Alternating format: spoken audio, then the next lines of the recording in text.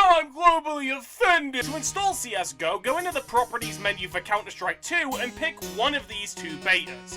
Doesn't matter which one you pick, they're both pretty much the same. Once that's been installed, go into the root folder and select every single folder and file with the exception of the game folder. These all contain contents for CSGO, and the game folder contains CS2. Now copy all of that and move it into a separate folder, and now unselect the beta from Counter-Strike 2. From there, find the EXE or the SH or whatever the fuck it is on Mac, set that as a non-Steam program, and then enable -Steam in the launch settings, and boom! You've just unhooked CSGO from CS2. Wonderful stuff. Once you enter the vanilla version of CSGO, you'll realize two things. One, wow, why does this game share the same community browser as CS2? What the fuck? Two, wow, why do these skins work in my inventory but not when I try to use them? What the fuck? To fix all of this, you'll need to install a mod called CSGO GC. The installation for it is really simple. Just download the version that corresponds to your OS, but even if you're not using Windows, download that alongside it for something I'll mention later, and then drag and drop. But don't forget to back up the original CSGO EXE, because who knows, you might have some friend who doesn't know how to install CSGO GC and you might want to check back on that later. I don't know. Now, GC does a few things to the game, but the important thing it does is that it gives you a new, completely fresh community server browser that doesn't have any traces of CS2, meaning that every single server you see is definitely a CSGO server. But then that begs the question, how the hell do you even start one? At this point, you have two options, and you have to pick a path.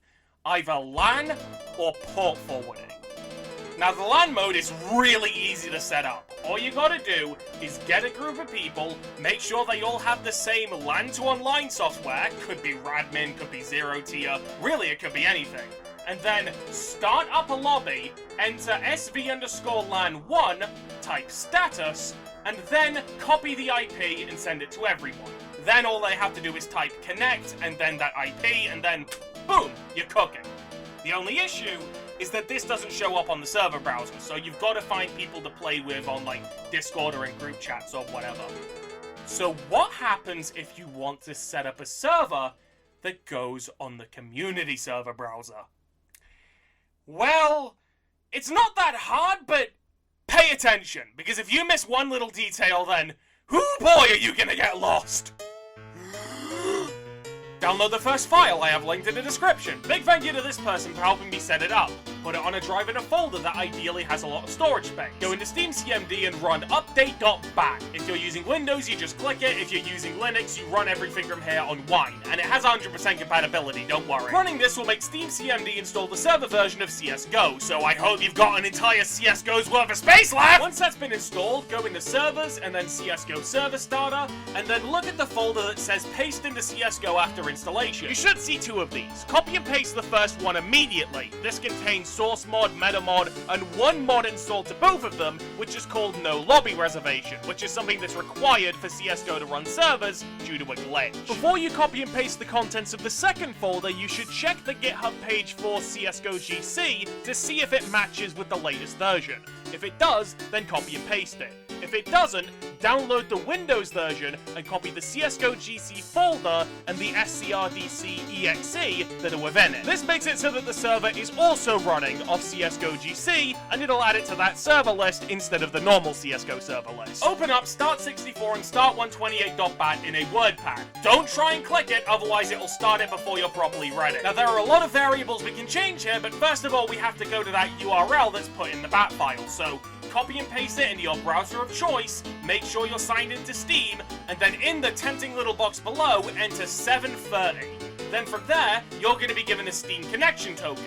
Copy that, make sure nobody else sees it, and then paste it where the URL is. That will tell Steam that it's you hosting the server. Here's a combination of different things you can do to change the game mode and map. Keep in mind that you should also copy this over to Start128 in case you want to start a server with 128 tick instead of 64. This last step is deceptively easy, but there's a lot of numbers you gotta pay attention to, so pay attention! Look up what your connection's default gateway is. Normally it's these, but if you can't find it, then it's easy enough to find using methods like this. Copy that default gateway and then paste it into a search bar of your choice in a browser of your choice, and then you'll end up on the page for your internet service provider. From there, I can't tell you where to look because it's going to look different for everyone, but try and find the port forwarding option. When you finally stumble into it, open up one singular port, 27015 for LAN and WAN, specifically in UDP. Now, if this doesn't work, then your number might be different, and it should be quite easy to find just by going into status and looking at the last number in the IP here, but it's usually 27015, so try this first. And then for the very last step, open up your firewall settings and then open that exact same port in your firewall, 27015 UDP. And just like that, all you gotta do is run start 64 or start 128, and just like that,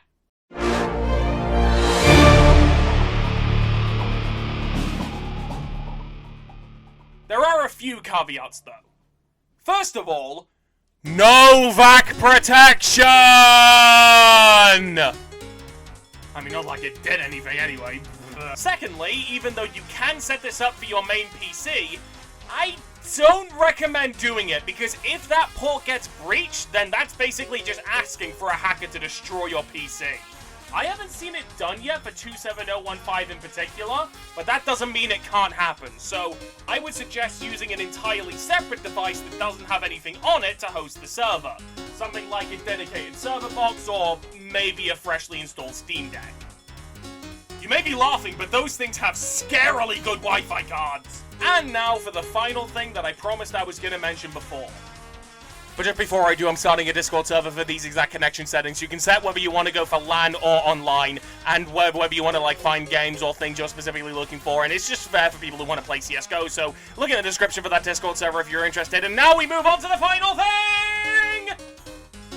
If you couldn't tell, I hate shilling, and I wanted to get that out of the way. Now, what we're about to do is going to defy the gospel of Daddy Newell. So, just for a moment, need to distract him. Gabe, look! It's the room where they make Half-Life free! What? I wasn't doing anything funny with skins. Nah, you were just seeing things. Nah. And that's that. Have fun being globally offensive. You know, like this guy. Oh, what? You're live on Twitch?